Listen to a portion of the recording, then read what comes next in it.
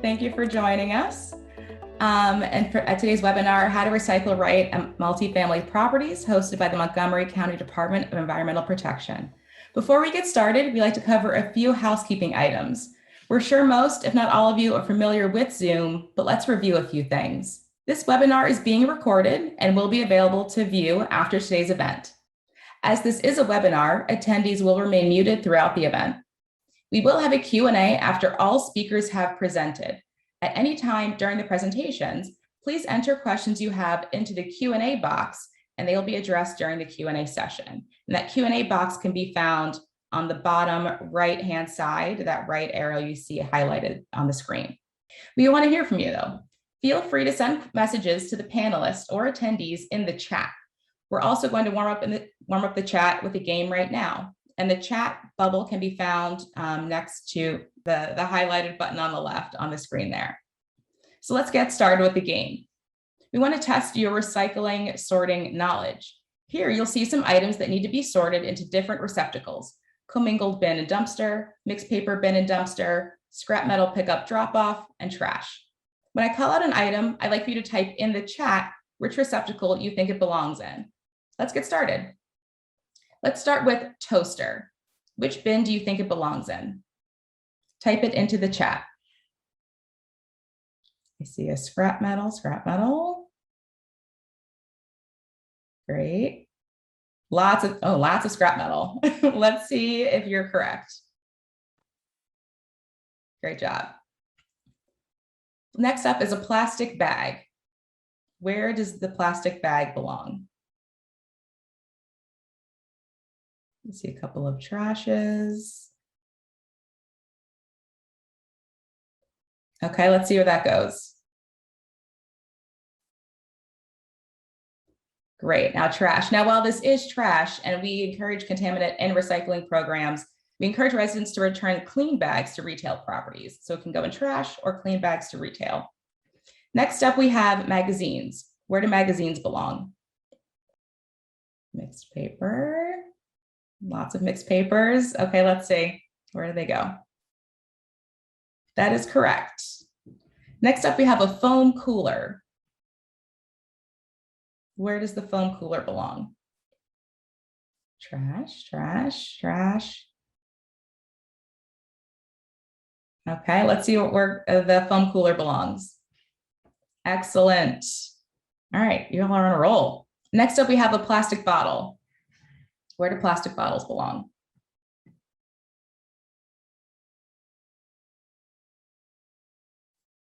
See a few commingled. Okay, let's see where the plastic bottle belongs. Great. Man, can't stump anyone. Where do greasy pizza boxes belong?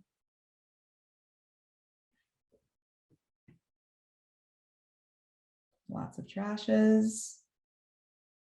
Okay, let's see where the final item belongs. Greasy pizza box. In the trash. That is correct. But if the lid is clean, please know you can put that in with mixed paper. Just tear it off of the bottom and you're good to go. All right, I hope everyone enjoyed our little game. Everyone did a fantastic job. And I hope you're ready to dive in to learn more about how to recycle right. I'd now like to introduce Alan from Montgomery County DEP. Good morning, everyone. Wanted to welcome you to today's Multifamily Waste Reduction and Recycling Program webinar.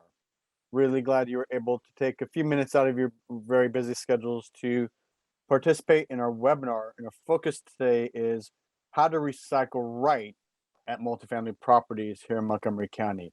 This is a very important issue. I'm sure each of you are very familiar with making sure that we minimize the amount of contamination in our recycling bins, working with the county, working with your recycling and refuse service providers. It's an issue that we're seeing more attention focused on, because the more trash or non-recyclable materials that end up in the recycling bin, the harder it is for us to recycle those materials that should have been put into those bins.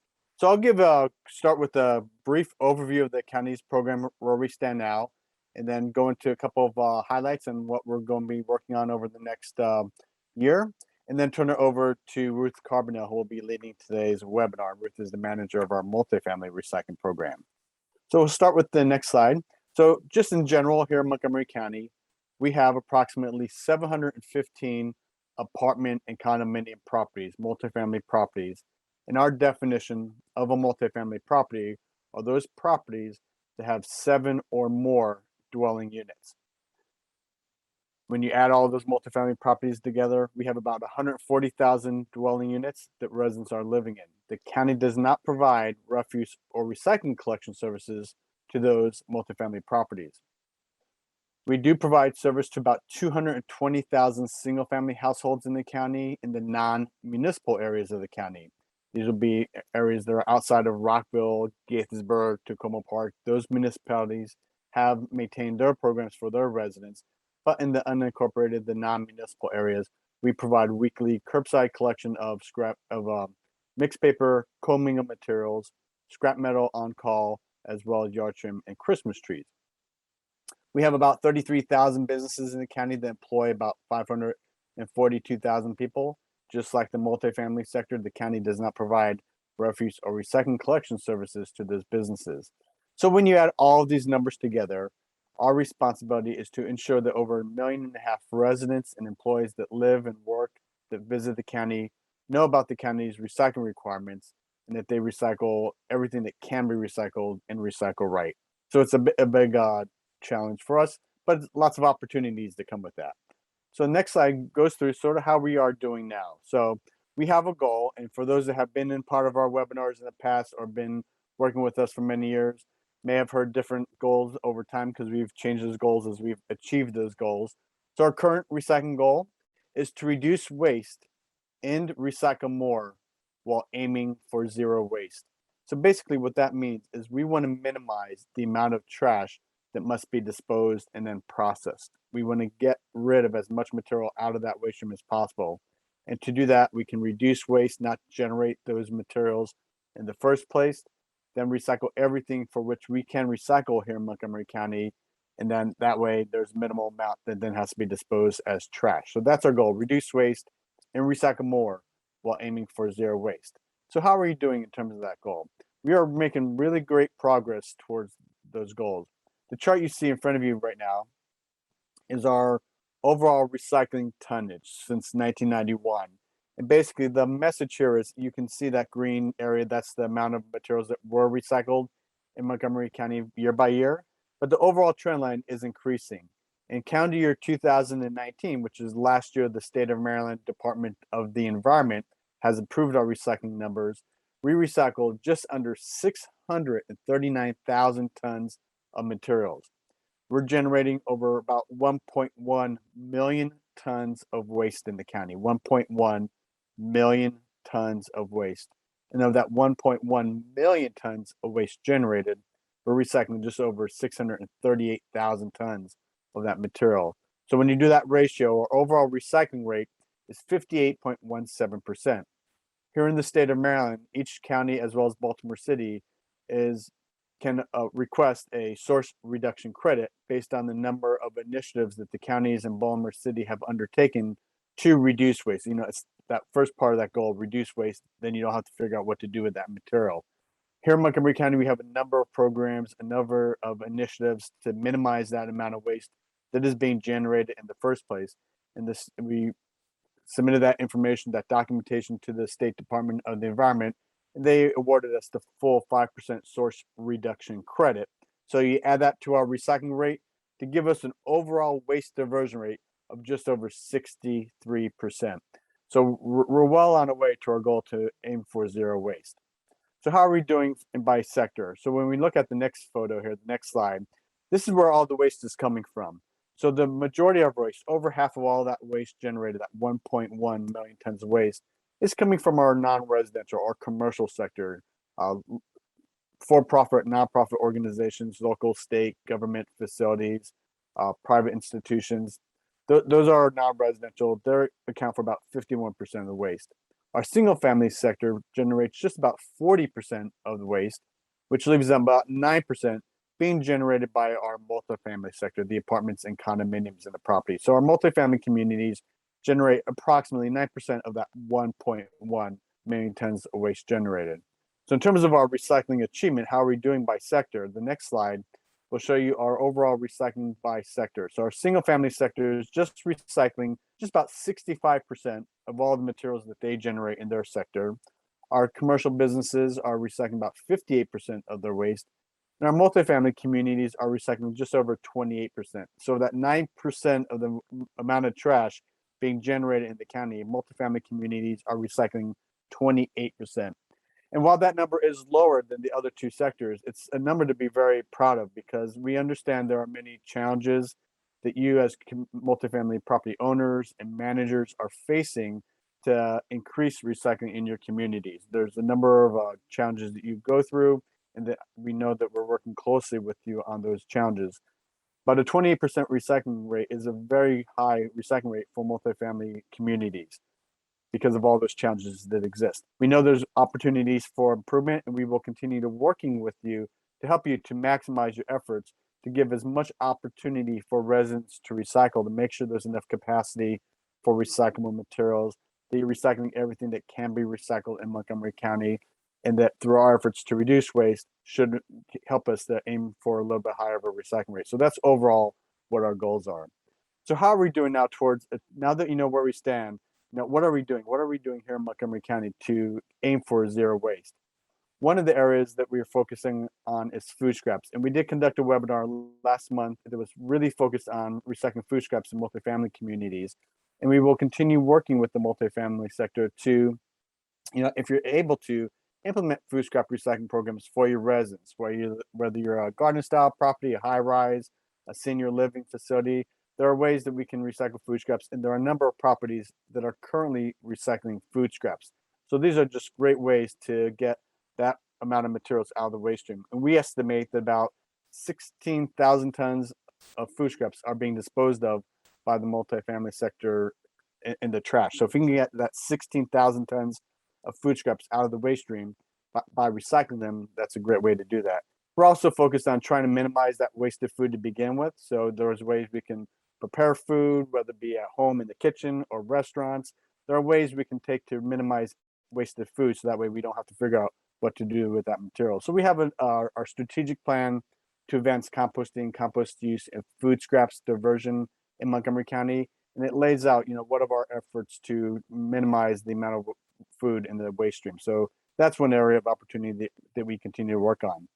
The next area that we're focusing on is getting materials out of the waste stream that cannot be recycled in Montgomery County. So if we go to that next slide that we had there.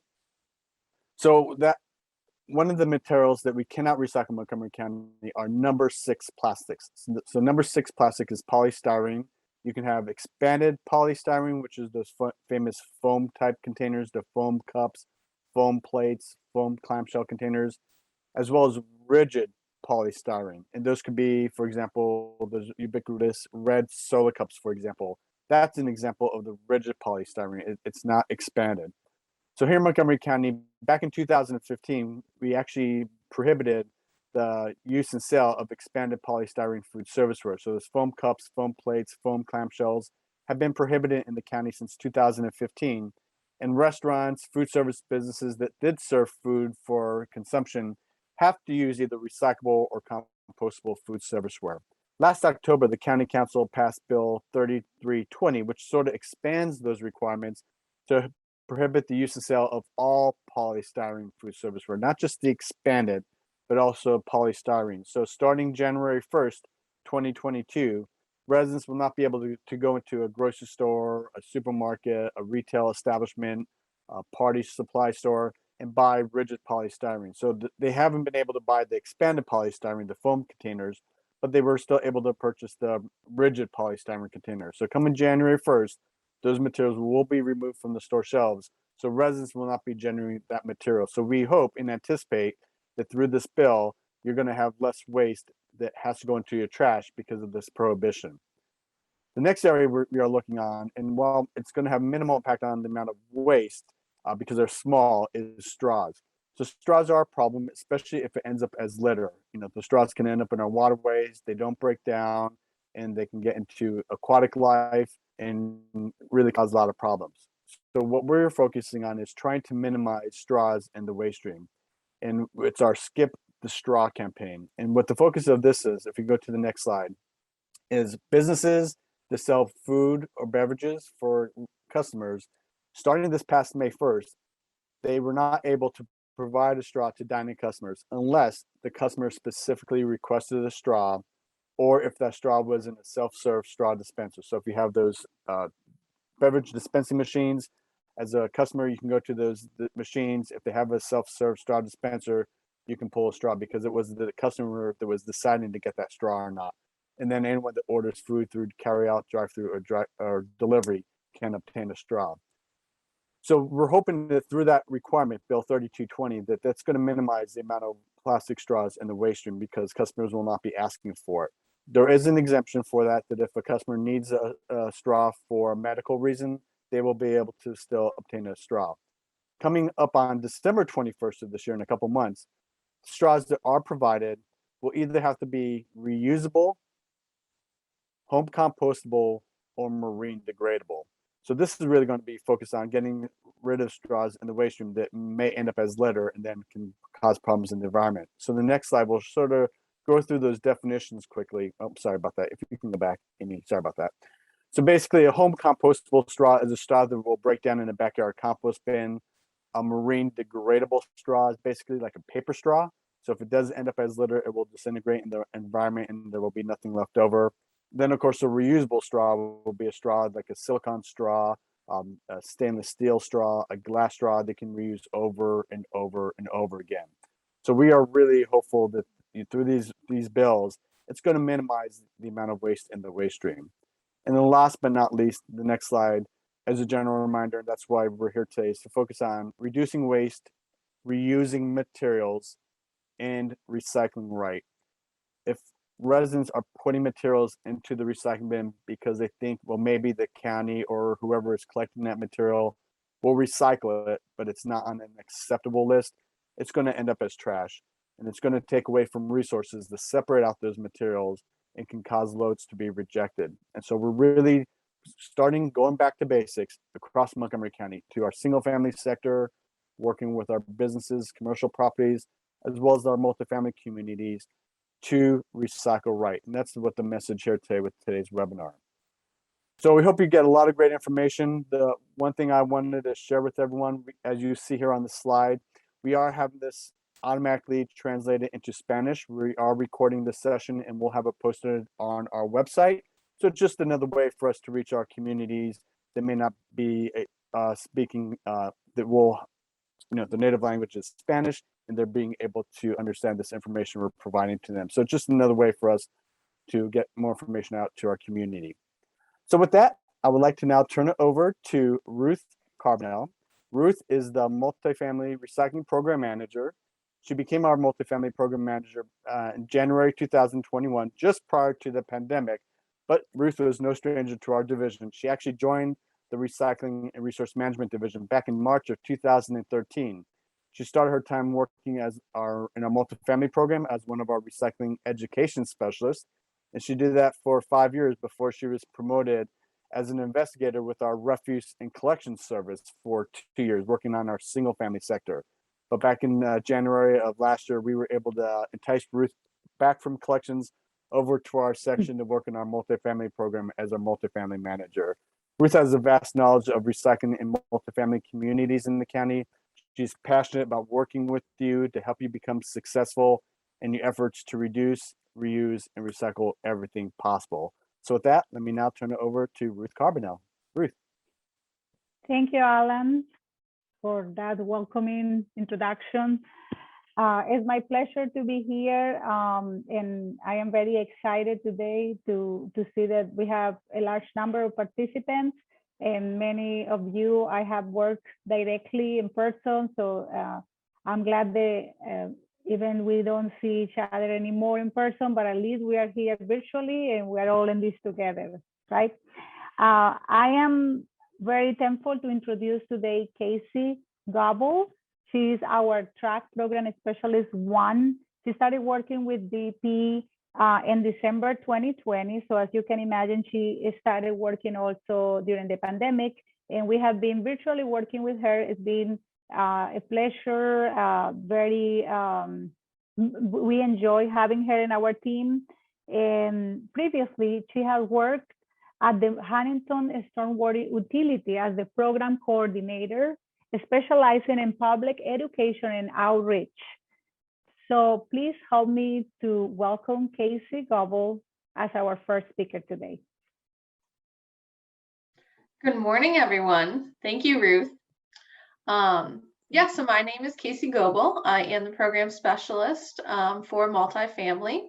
And today I will be talking to everyone about kind of the do's and don'ts of recycling. So as we talk about recycling right, we want to talk about what you should put in the blue bin and what you should not put in the blue bin.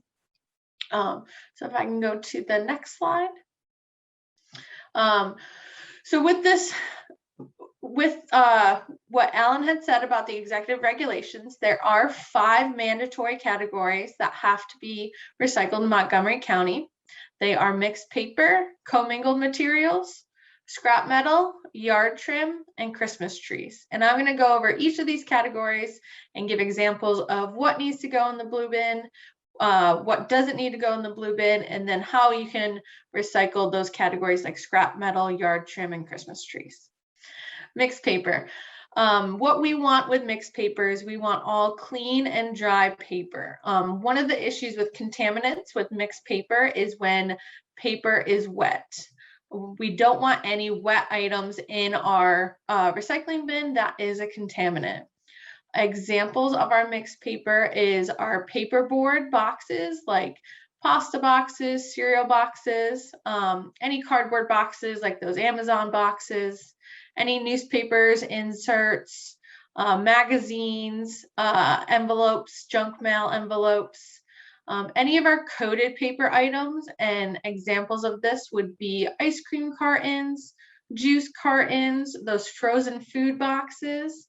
And with these, we just want them clean and dry, no food residue, no water on them. And then also shredded paper, that is also recyclable in your blue bin. Next slide. Items not to put in the blue bin. We don't want any tissues or napkins or paper towels. We don't want anything food contaminated, such as that pizza box that was in the game earlier. The envelopes with the plastic bubble wrap padding inside, that is not recyclable, and that should not go in your blue bin. Any paper contaminated with paint or chemicals, that does not go in the blue bin. And then a new one that we've had recently too, any paper masks, we do not want that in the blue bin. That should just go in the trash. Next slide. Commingled materials. So this is, we're talking about aluminum cans, foil and foil products, empty non-hazardous aerosol cans, glass bottles and jars. And this is where we have also our plastic materials. Like Alan was saying earlier, any of the number 6 in the recycling triangle, that is not allowed in the county. So when we're talking about any of these plastic recycling materials, we're looking for number 1, 2, 3, 4, 5, and 7. Any of those items can go in the recycling bin. Examples of these would be those clean, dry takeout containers, water bottles, laundry detergent, any of those items.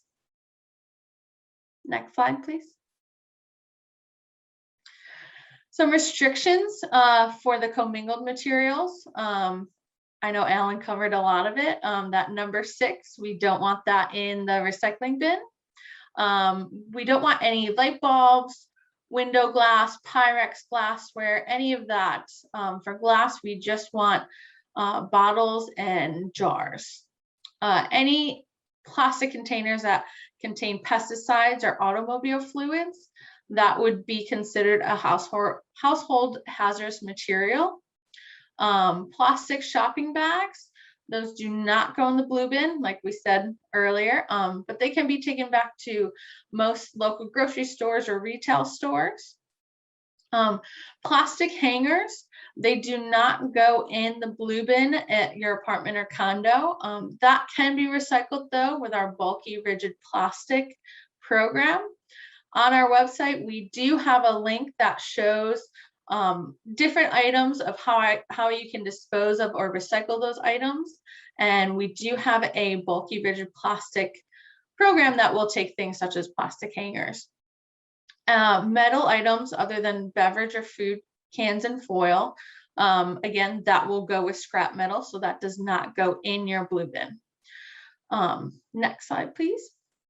So for scrap metal, we're talking about, this is a big item that is mandatory for the county, and each property should have a scrap metal recycling program. These items can be as small as the metal hangers, kitchenware, to as large as apartment renovation items like bed frames and refrigerators. What you want to do is you have a designated area and educate the residents on where to put these scrap metal items so people can come and bring their scrap metal and put that in the designated area to be recycled. Next slide, please. Yard trim. This again is also another mandatory item. For properties that do have landscaping services, you want to talk to either your staff or the landscaping service. And for grass mowing, you want to have either grass cycling, where the grass clippings are left on the lawn itself, or if there's any trees or any other types of landscaping materials, you either want it composted on site or off site. Next, please. Christmas trees. This is actually a picture of a Christmas tree in a dumpster. This is what we don't want to see. For Christmas trees, you want to establish a special collection schedule and educate the residents on where they can put the Christmas trees. They do not go in the trash, and the biggest part of this is just informing residents where these Christmas trees can go so that they can be recycled. And to reiterate what Alan had said, we just want to work on reducing the amount of waste that you have, reusing all materials that you can, and then recycling right. We put all of this effort into having and creating these recycling programs, and we want to make sure that you educate your residents on things that should go in there so that we can all recycle right and not have our recycling contaminated with anything. And so we are going to do questions at the very end, but this is my contact information. So if anyone has any additional questions in the future, please feel free to contact me. And yeah, any questions can go in the Q&A box, and we will make sure we answer them in our question and answer session. Let's continue with our program. And thank you, Casey, for reminding us the importance of recycling right and the do's and don'ts. I'm pretty sure most of us are familiar with that, but it's always good to refresh the knowledge. And if you are brand new to this program, this is a great opportunity for you to have that list handy. Everything will be provided to you, the slides and the contact information for you to review it at your spare time. And with that, I am going to introduce Ingrid Leon.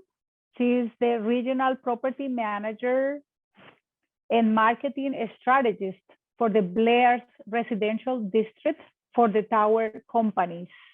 She has 13 years of experience in the multifamily industry of diverse asset classes. The Tower Companies has been recognized for leadership on sustainable development by the U.S. Green Building Council, U.S. Department of Energy, U.S. Environmental Protection Agency, Building Owners and Management Association, National Resources Defense Council, and Institute for Market Transformation.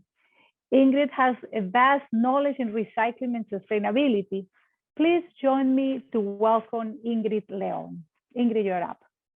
Hello, everyone. It's a pleasure to be here. Thank you so much, Ruth, for the introduction, Alan, and everybody else for all the good information that was provided. I'm going to try to slow down with my speaking. I'm used to really speaking fast, but I want to make sure our translation work here. So um, let's start talking about the Blairs, and I'll give you a little bit of information of how the Blair works. The Blairs is a 27-acre multifamily community. We do have commercial space and 1,400 multifamily units combined in 5 different properties. And we were part of a case study with Montgomery County about our food scrap recycling at multifamily properties. The Blairs has been composting food scraps for about 3 years now. And it has been a program that has consistently been increasing in use by our residents. The tower companies really recognizes the importance of the global issues, and we firmly believe that leading in this is going to inspire other multifamily communities to take part in this. So I wanted to talk to you today a little bit about how we're making it happen and how we've seen it work and how we can continue to improve. If we can move on to the next slide, I will tell you guys a little bit more about that. So one of the things that we have recognized at the Blairs throughout all 5 properties is that one of the most important things is education. Educating your residents in specifically what it is that they can recycle and where that goes, and be very clear, have the information easily accessible to your residents. So we have set up all of our trash rooms to look like the picture that you see on the right-hand side at the bottom. It has all of the different containers, and right above the containers, it has every poster that shows them the different items that can actually be recycled in that particular bin. The easier way to get our residents to recycle, it's really to have it be simple and convenient for them.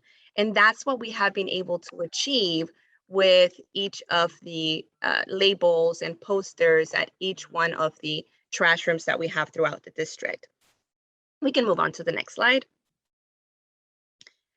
The other steps and recommendations that I have are to be consistent.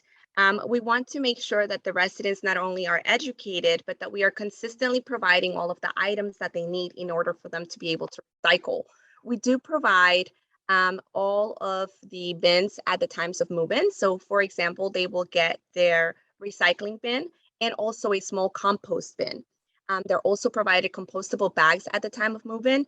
And we'll talk a little bit more later on my presentation about making a tangible agreement and really enrolling them in making this a program that they want to be a part of.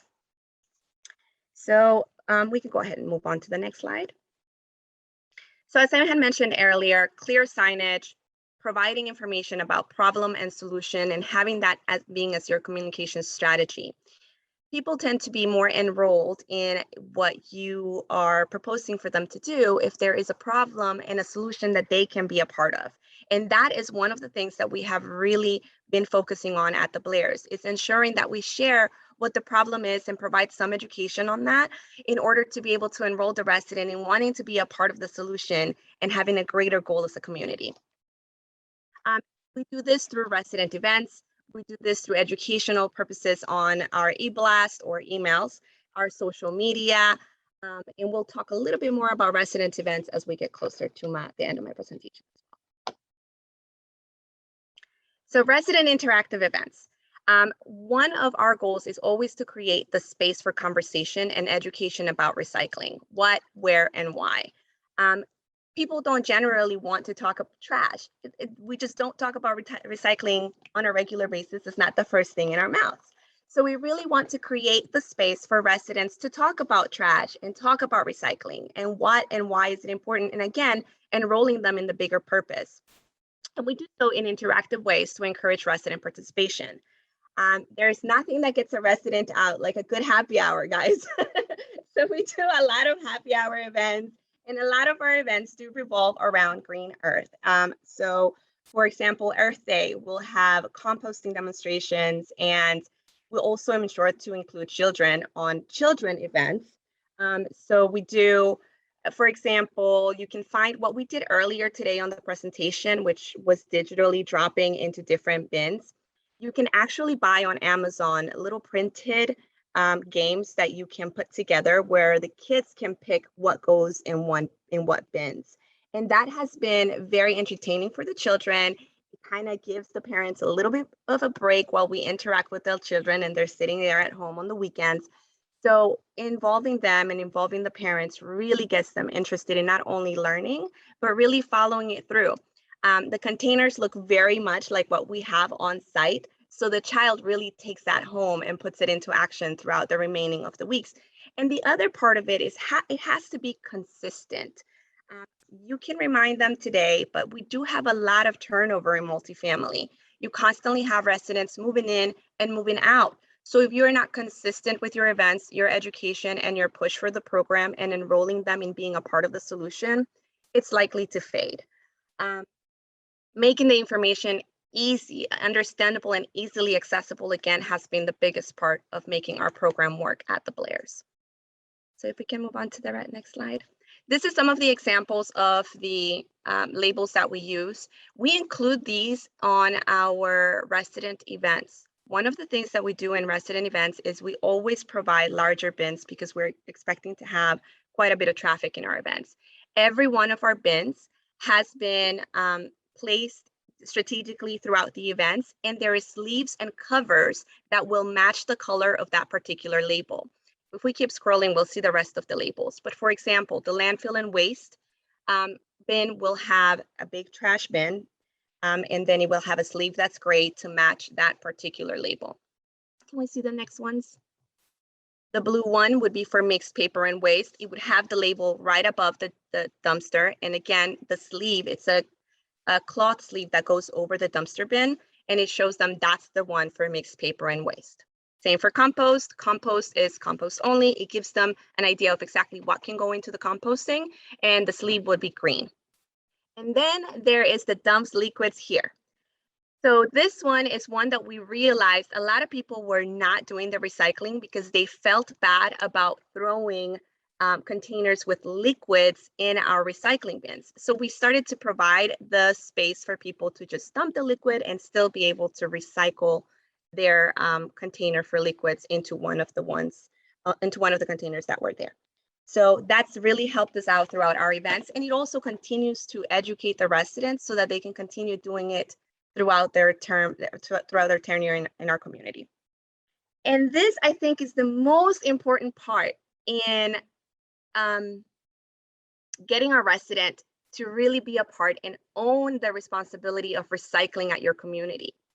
We have placed a composting memorandum of understanding and as part of our lease agreement or our moving documents. And basically what this does is it reminds the residents that we are providing them the ability to do the composting as well as the recycling.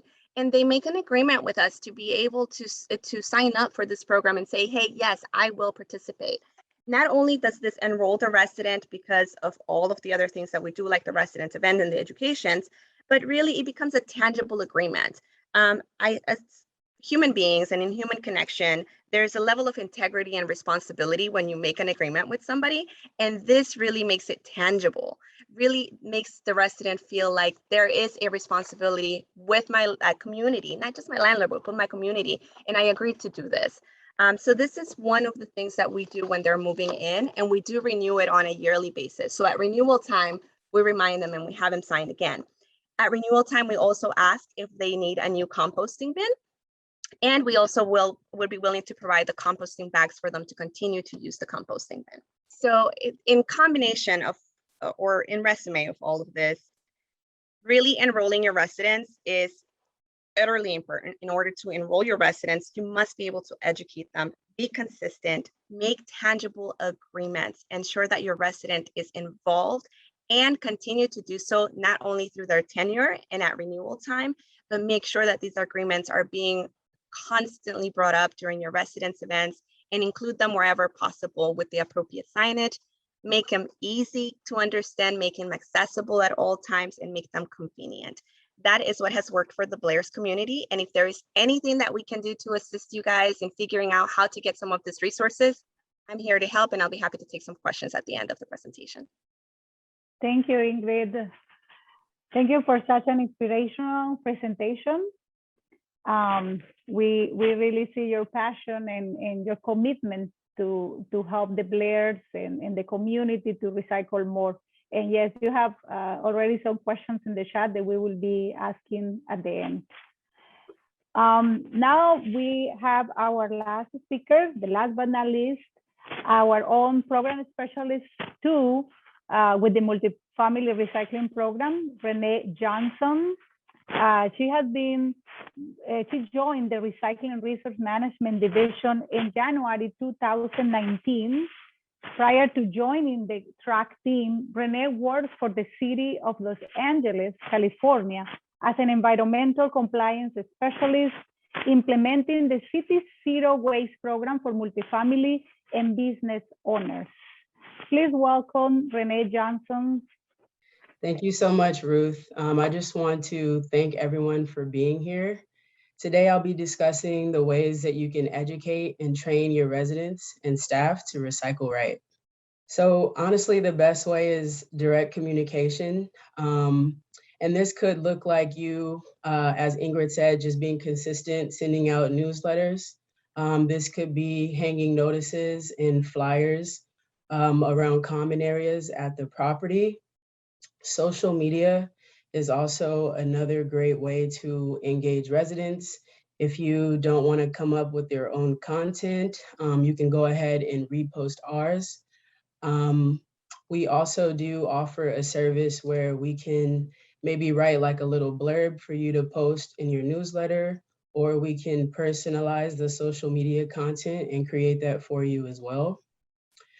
Here in the photo, you see that there's someone going around and putting door tags on the knobs. Again, this type of communication is the quickest and the easiest way for you to educate your residents. And like I said, we are more than happy to kind of help you create some of this material. Next slide. So new move-ins. This is really such a great way for you to set expectations at your property before habits start to form. This is an opportunity for you to show exactly where the trash bin is and exactly where the recycling is located. We also do provide brochures and recycling bins that you can give out to these new residents. We offer brochures in up to 11 different languages. And we will post a link in the chat box for our web store where you can order these bins, the brochures, our magnets, as well as our labels and posters. Signage. So yeah, proper signage is extremely important. I've had property managers ask if I could stand next to the trash and recycling containers to tell the residents what they're doing wrong. That's not really possible, but signage is really the next best thing. It's around the clock education. It's there 24/7. I would say some of the things with signage is very important for you to make sure that the lid, like if you have a toter, that the lid is not obstructing the view of the posters and the signage that you have. For example, like if your waste hauler put back your trash or your toter in a direction that was different from where you put the label, that's gonna cause confusion. So, you know, a tip is maybe you can put the label on all 4 sides of your container. You can hang the posters at a level where if a resident left the lid up, it's not gonna obstruct the view. Just little things like that can keep up this 24/7 education, which is needed. And like I said, we can provide all those materials, the posters, the labels. We have them in different languages as well. Virtual presentations. So kind of like what we're doing here right now with the webinar, we can do that directly for your residents. I think it's a great opportunity for them to answer questions directly by our staff. I've had residents, you know, bring me materials that they use on an everyday basis, like yogurt containers or coffee cups, and they'll bring that to me and they'll say, hey, what do I do with this?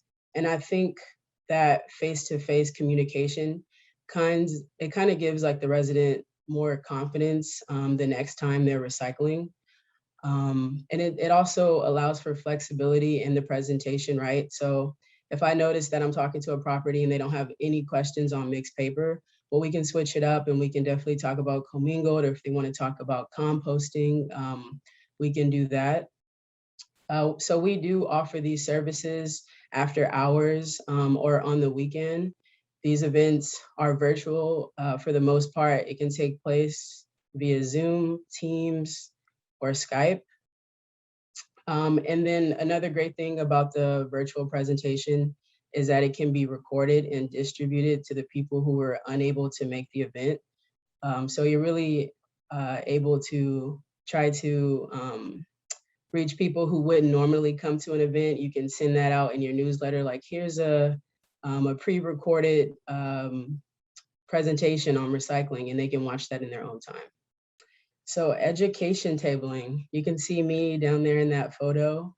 I don't remember what property this was, but these tabling events are really a good way to bring out someone who doesn't want to sit in a formal presentation. I know that the Birches Apartments in Silver Spring, they do a great job of utilizing this service for their annual fire safety day. They have the local fire department come out and they bring their truck and they're giving residents like a tour of the fire truck, and the property provides pizza for all the attendees.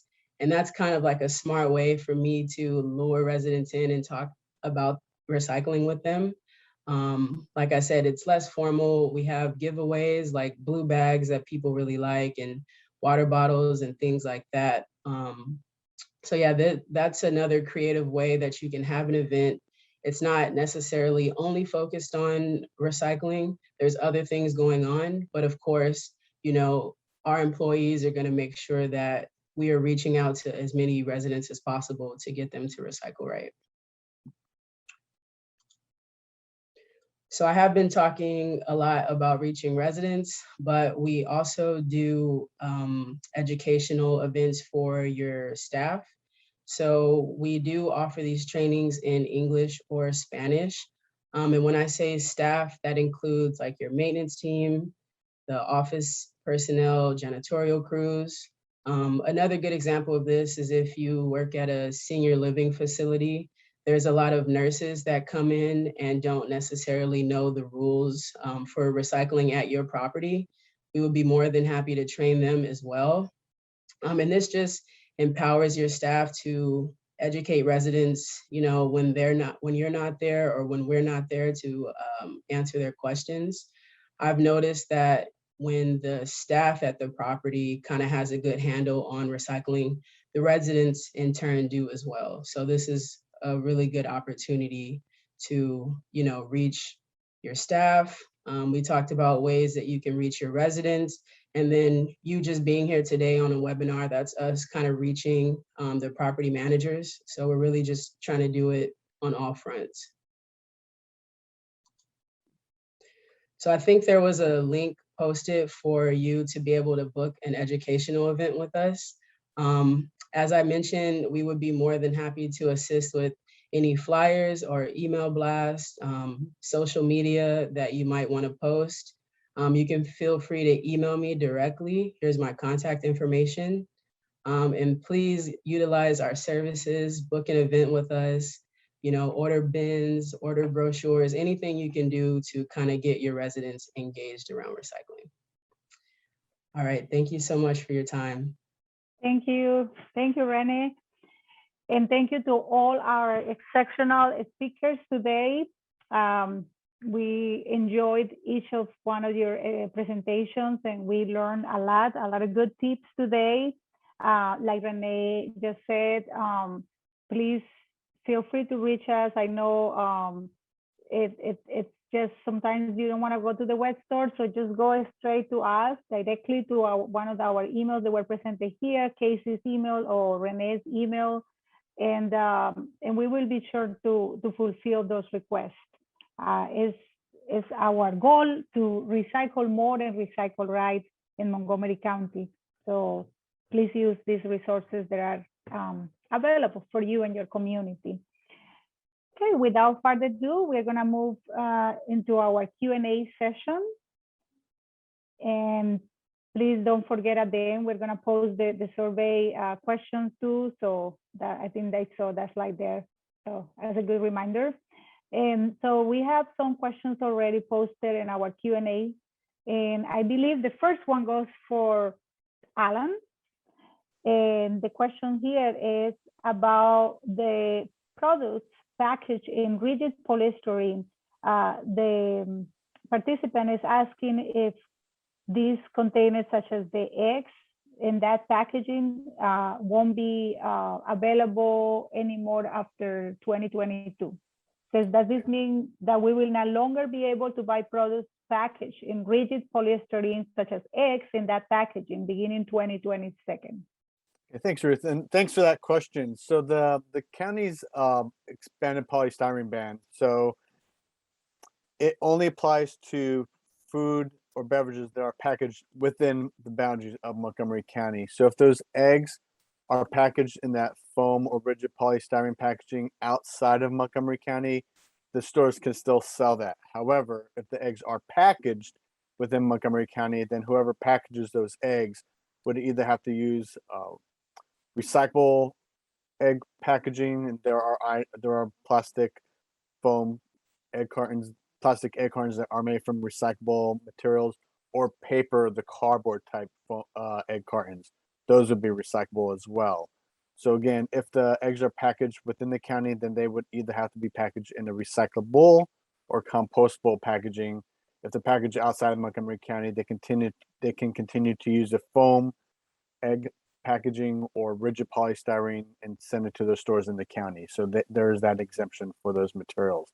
It also applies, just expand on that one a little bit more, if there's a foam tray, for example, for raw meats and poultry items, seafood products, grocery stores, markets can continue to use that foam packaging. That's acceptable, but they cannot use that foam packaging, for example, to put produce on or to put cookies on for sale. So they can only use it for the raw meat or poultry or seafood products. So there are a couple exemptions to the law, and the egg packaging is one of those exemptions. So thank you for that question. Thank you, Alan. I hope that's clear to the resident. And there is another question here for Casey. It says, in commingled recycles, how clean the items need to be? I'm thinking about nut butter jars in specific. They are very difficult to remove. They had the residuals from. So how does that work? So we do ask that all recyclable materials have no food debris on them. So I do know that the nut butters, peanut butters, those are hard to clean out, but they do have to be clean to not be contaminants. So as long as there's no food debris, you don't have to go to the extreme of putting it in a dishwasher and having it deep clean like that, but just as long as there's no food debris on those items. Thank you, Casey. And Casey, if I can just add, if I can just quickly add to that. So basically, I know, like Casey mentioned, the peanut butter jars, they are very difficult. So just try to scrape as much as you can. In the recycling process that we have here in Montgomery County, the materials that the county is able to send out to processors for recycling, we're able to get those materials recycled. They do wash everything in the process. Like Casey said, we don't want a whole bunch of materials in there. We don't want like an inch of peanut butter on the bottom. That would be a problem. And it's an issue also for rodents. So to help control rodents at facilities, if there's excess food in those packaging, that could also be an issue. So definitely get as much as you can out. A light rinse would really be helpful for us. Thank you, Alan. And to the resident, yes, I actually, in my house, we go through those very much because that's all my daughter eats. So what I do is I put in hot water and I just leave it there overnight, and the next day is pretty much clean. So I think if you just leave hot water and close it and, shake it a little bit and leave it maybe overnight, it will help. Okay, there is another question here. How should residents discard used medical needles? Well, actually, there are two questions in the same, but let's do that one first. How should residents discard used medical needles? And I'm gonna leave up to you guys who wants to answer that. Yeah, we're taking answer that one. So the medical supplies, home medical cases, especially with syringes. The proper way to dispose of those in Montgomery County is to put those needles into a rigid plastic container, such as a detergent container, put the lid back on, and then throw the entire container into the trash. Do not put that that rigid plastic container with all those needles into the recycling bin. At our recycling center up at Shady Grove Road and 355, we have been seeing an increase where residents were putting the syringes in those containers and then putting the container into the recycling bin. And then when it gets processed at the facility, the needles will spill out and end up on the conveyor belt and be a health issue for our sorters. So again, they're not recyclable. Put them into a rigid container, close it, and then put it into your trash. And that's the proper disposal. You may also, depending on your pharmacy, they may have some red box programs. You can put those needles in the red box program and send it back to the pharmacy or through home health care service. Depending on your service provider, they may provide the containers for you to put the syringes in and then send them back to those facilities for processing. But don't put those in the recycle bin. Good question. Thank you. Are light bulbs and batteries disposed in trash containers? That's a good question. And I think, Renee, do you want to answer that one? Are light bulbs and batteries disposed in trash containers? No, so batteries is a major hazard in our trash receptacles. So I actually just went to the transfer station on Monday and dropped off a bunch of my batteries. So that's a safe place for you to go and take it. Just kind of maybe save them in a bag. And when you have time to go to the transfer station, you could dispose of it that way. I think there are some electronic stores where you can go ahead and take your batteries as well. So for light bulbs, maybe Alan, you can help me out with this. I want to say that all of them can go into the trash safely. If they're the regular old traditional incandescent light bulbs, then yeah, that they can go in the trash. But if they're the CFL bulbs that contain mercury, we will also treat those just like batteries as a household hazardous waste. And residents can bring us those CFL, the tubes or the bulbs, the squirrely ones, I like to call them, the ones with the curves on them. They can bring it to us also as household hazardous waste, but the CFL should not go in the trash because they do contain mercury in them. But regular incandescent bulbs can be disposed of in the trash. Thank you, Alan. And there is another question for Ingrid. Ingrid, you mentioned that you do events regularly at your communities. So the resident wants to know how often should they plan for those events? Is it monthly, quarterly, yearly? What do you think it works best? So for the Blair's district, we do have a lifestyle program and we do weekly events. However, not every weekly event is recycle and trash talk related.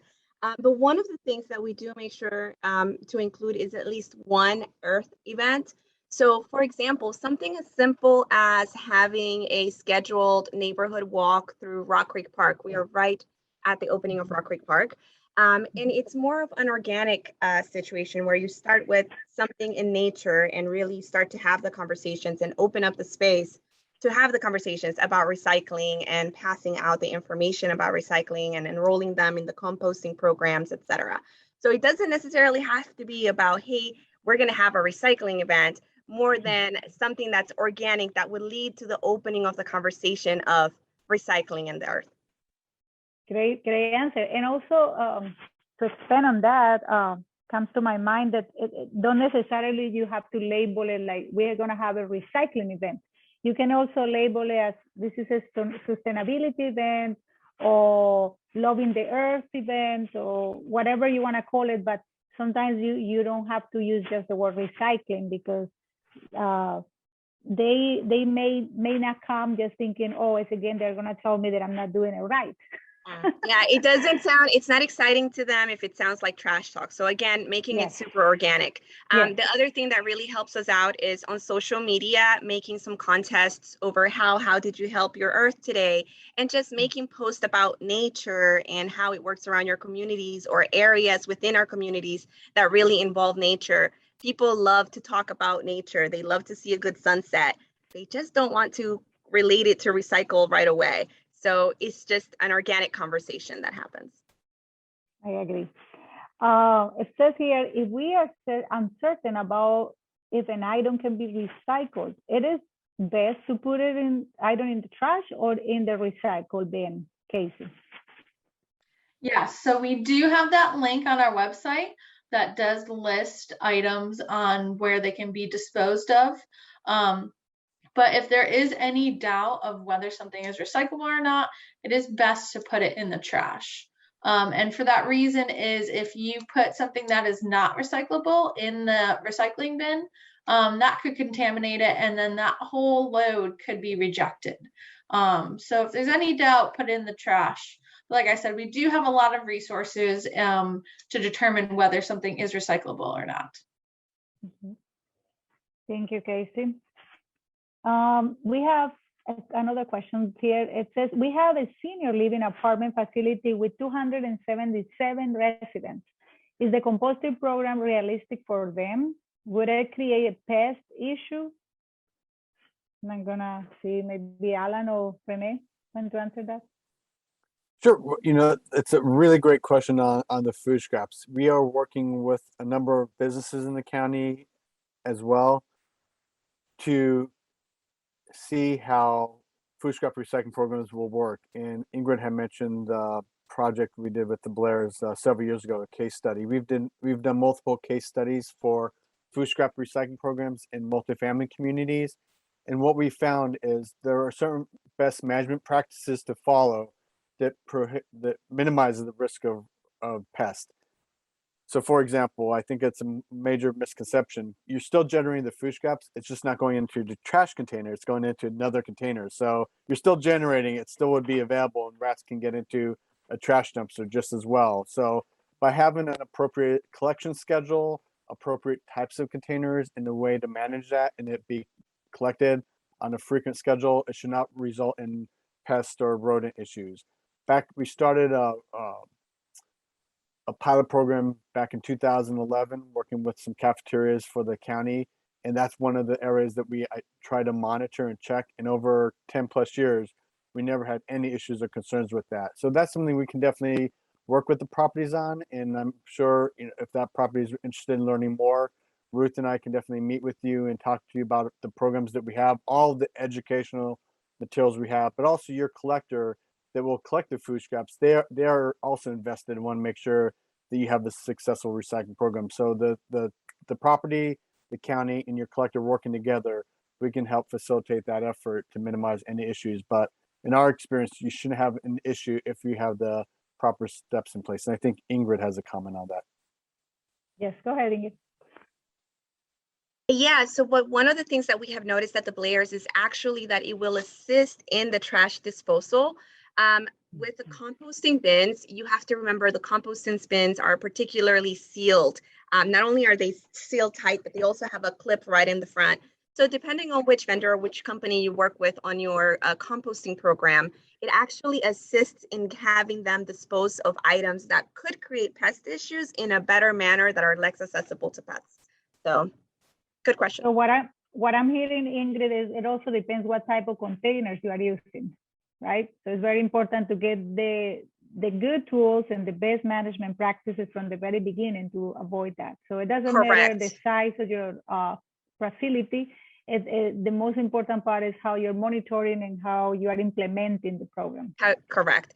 For the Blairs, we do provide the compost bin at the time of moving, and it's a very small compost bin. We have gotten to the point now where people are requesting bigger ones. So we've moved on to bigger composting bins, but they all seal shut and have the clips.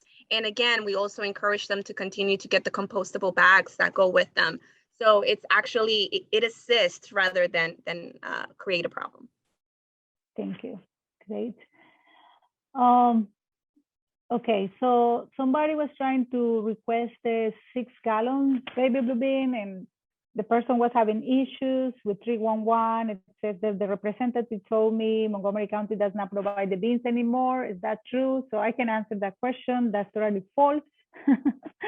We are actually rolling on delivering recycling bins right now. Is one of the main things that we are doing at the moment, and we are really interested in everybody who lives in a multifamily units to use the 6-gallon bins, because we believe that encourage you to recycle more, and it's a very convenient way to do so. So yes, to the person who just commented on that, the answer is nope, that's false. We still have them. It may take a while. Sometimes we have a large order request for, we have about 140,000 units in the county. So it may take sometimes a little bit of time for delivering of these bins, but we have them. Anybody has anything to add to that? Yes. All right, so somebody is saying here, I think this is more like a comment. So taping over the battery end does not allow them to safely be disposed in the trash. That's a question for Alan.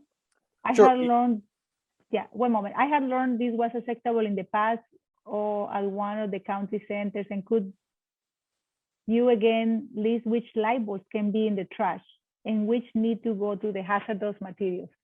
Sure. Yeah, in the past with the batteries, the alkaline batteries, the past guidance was the alkaline batteries could be disposed in the trash. However, we've been seeing an increase in trash fires, and it's been a combination of different types of batteries. So just to be safe and to minimize the risk for trash fires, as of this past July, our recommendation has changed that any type of battery, whether it be the alkaline batteries or regular AA, AAA, 9-volt CD batteries, as well as rechargeable batteries, any battery types should not go in the trash. The proper way to get them to the facility, we recommend that you do tape the ends, just to keep it from possibly connecting with something else and causing a fire. But you can just tape the two ends and then save them up and then bring up to the household hazardous waste drop-off area at the transfer station. I think Renee also mentioned there are some retail locations that participate in the Rechargeable Battery Recycling Corporation's Take Back program. And last time I had checked, there are 80-some retail locations in Montgomery County where you can take the batteries to for recycling as well if the recycling center is not as convenient for you to get to. Or you can also, as a multifamily property, work with collectors to see if they have a battery program for you to participate in as well. That way your residents can drop off the batteries in a container and then you can send those batteries off for recycling so those batteries don't end up in the trash. So yes, as of July 1st, no batteries in the trash, even the alkaline batteries.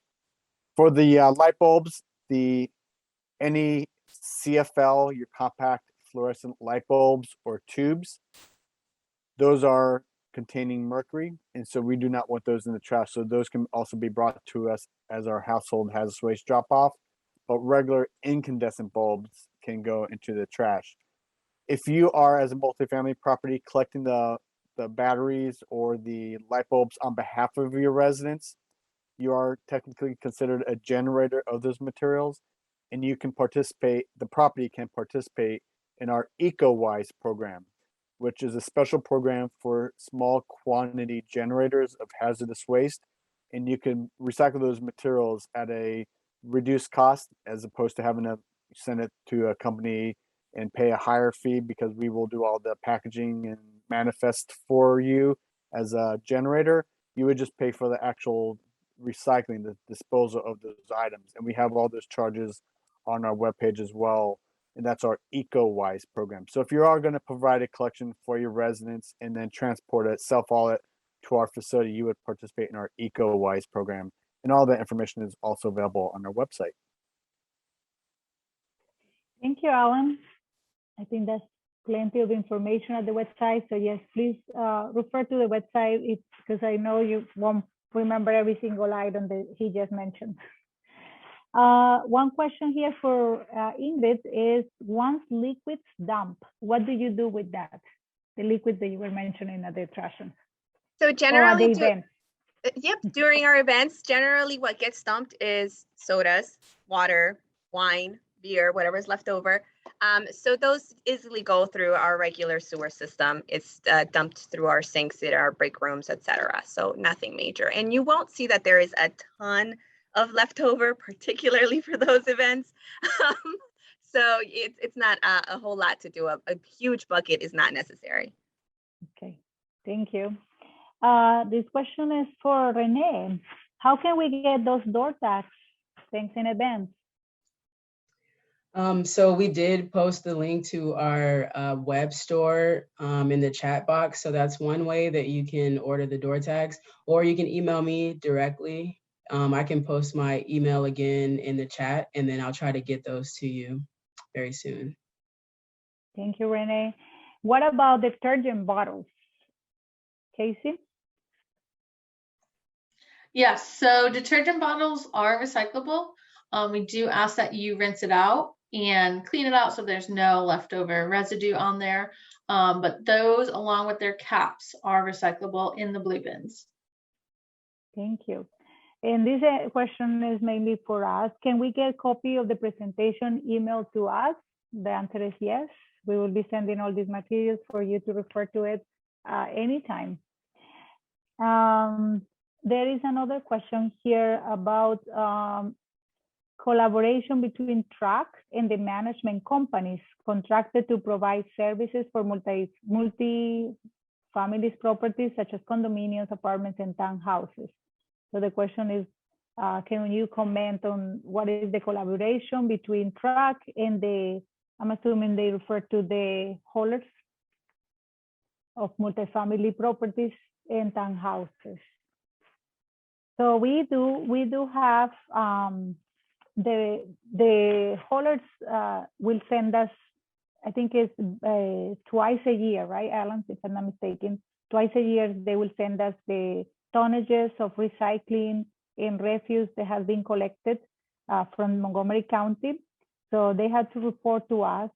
And we also have, if they ever need any assistance about, any set of information, training staff, we can also offer that for them. But it's something that we definitely can work more on. I don't know if that answered your question. Okay, I think I have another question here at the very end. Okay, it says, what steps can I take if my community is not recycling right and is contaminating the recycling containers? I can answer that. So yeah, I mean, I would say a lot of what we went over today, right? Having the proper signage, sending out reminders through emailing or through newsletters to your residents directly, or even, you can just type up something real quick and post it on the trash room door saying like, hey, we've noticed there's a lot of plastic bags in our recycling. That's not supposed to be there. Also, like I said, you can schedule an event with us and we would be more than happy to walk your residents through the similar presentation that Casey went through on recycling right. Just showing them the common mistakes that people make in recycling and the proper ways that they can do it. I think it would be helpful also for you to maybe schedule a walkthrough with Casey or I, and we can come to the property and see like how your recycling and trash bins are set up. Maybe we'll notice something that you didn't notice and we can recommend more things in that way. So really just reach out and try to use all of the resources that we mentioned today and, booking events. If you don't want to do like a virtual presentation, we can always set up an education table. There's a lot of different ways to reach your residents, but I think the best thing is just being consistent. Thank you, Renee. And the last question I have here is, what can I do if my recycling collection company rejects a load from my community? Okay, thank you. And thank you for that question. The counties has a requirement for collectors that if a collector rejects a load for any reason, they are required to tell you why that load was rejected and give you time to fix whatever that issue may be for them to collect it. So hopefully there is a conversation that your collector is providing you information about why they did not reject that load to give you the opportunity to clean it. Otherwise, you most likely will be charged an additional fee for handling that as trash if we're talking about a recycling container that got rejected because of too much contamination. If you're having continuing issues, definitely reach out to Casey, Renee, or Ruth. figure out why that container or containers are constantly being contaminated with materials that should not go in there. And it might be something we might need to do some more re-education for residents or hold some type of events to bring awareness to minimize that and really try to drill down why that container is getting contaminated in the first place. Is it maybe your trash container is not large enough for, and there's no room for the trash, so therefore that trash is going into the recycling container. So Renee and Casey can actually come to the property, help check it out, and provide recommendations to minimize that from happening. So first thing, if your collector is rejecting load, have a conversation from them to ask them why they rejected it, since they are supposed to be telling you that in the first place. And then let Casey or Renee know as well. And we can definitely try to help you with that. Ruth, there was another question I didn't know if we got answered. I just want to throw it out there, and Renee was sort of alluding to it. Are there charges for the educational events? And I believe, I'm not sure of the timing if it came in when Renee was talking, but Renee, you wanted to answer Oh, that yes. question? Are there It charges was for part educational of. events? Mhm. Yeah, it's completely free. If you see Casey charging you, just remember what we said. Let us know. Yeah, so you don't have to worry about filling out any forms or trying to request payment. Like, they're completely free, and we're more than happy to do it. Like I said, we work from 8:30 to 5 p.m., but we can also do after hours or on the weekends as well. Yes, thank you. I forgot about that one. Thank you, Alan. Yeah, and they Yes. also had asked if we've considered having tables at other events, such as larger county farmers markets. So it's another really great question. Thank you, everyone, for asking all these questions. This is why we're here for. We want to answer your questions. We have done numerous events. On average, prior to the pandemic, we were averaging about 300 events a year where our staff, whether it be Casey, Renee, or on our business recycling team, Ruth, myself, other program managers, would be out there to provide information at larger community events. Unfortunately, because of COVID, a lot of these events were canceled. So we're currently doing a lot of online activities, but we're very excited that as hopefully we get through COVID, we'd be able to get back out there and do large events such as the county fair, some of the farmers markets as well, to get information out there to reach our residents where they're out there at events and activities. So definitely we are out there and we're eager to get back out there as we get out of COVID here. So thank you for that question. Thank you. And just everybody, I saw a lot of comments saying thank you very much for Ingrid's recommendations and Casey's highlights on do's and don'ts, and for Renee offering all these great services. So everybody enjoying the webinar. And somebody mentioned they miss the lunches we used to have, but hopefully next year, or let's hope one day we'll see each other in person, right? But thank you very much. And I know there are some remarks from Alan. Thank you, Ruth. Again, just want to thank everyone for taking your time to being here today. We hope that this webinar was helpful for you, that you've had your questions answered. If you didn't get a chance to ask a question, email Ruth, email Casey, Renee, myself, reply back to the emails where you registered the information. We're here to answer your questions, and we want to do everything possible to help your properties reduce, reuse, and recycle right. We have a goal to aim for zero waste, and we want to partner with you to help you with your efforts so we all can get to that goal. This webinar, we got a lot of feedback from our past webinars and seminars, and that's how we build the programs. So we rely on you to share that information for us. So we do have a survey link. We would really encourage and ask you if you can just take a few brief moments. It's not tremendously long. Use that survey. Let us know what you thought about today's webinar, but also give us thoughts on what topics are interest to you and your properties. So that way, when we schedule our next series of webinars and hopefully in-person seminars again, we'll be able to have a seminar that really meets your needs and gets the information that you need to help you with your recycling efforts. So there's that link in chat. We'll also send an email out as well as a follow-up. So we do really encourage you to take that link, and we do appreciate you being here today. And want to thank Ingrid for her presentation. Thank you, Ingrid, for that and for being here and helping to answer the questions. Thank you, Casey, Renee, for your presentations and answering the questions too. And Ruth, thanks for your leadership on our multifamily program. And again, Ruth is really passionate about this. If you ever need anything, if you call 311 and you're not getting a satisfactory response, just ask the customer service representative that you want to talk to a supervisor, and then they will get that over to us. So if you call 311 and they say we don't give bins or something else and you don't think that's right, just ask to elevate that to a supervisor, and then that question will come over to us and we will help you right away with that. So things happen, things get misunderstood when questions get asked, and we see it happen sometimes. So we don't want anyone to walk away not getting help or the assistance you need. So that's what we're here for. So again, thank you everyone for being here today. And Ruth, I don't know if you have anything you wanted to say before we close. Thank you. We hope to see you. We will be hosting a webinar probably at the end of the year about how to file your annual recycling report. So I hope to see you there if you have more questions about that process. Okay.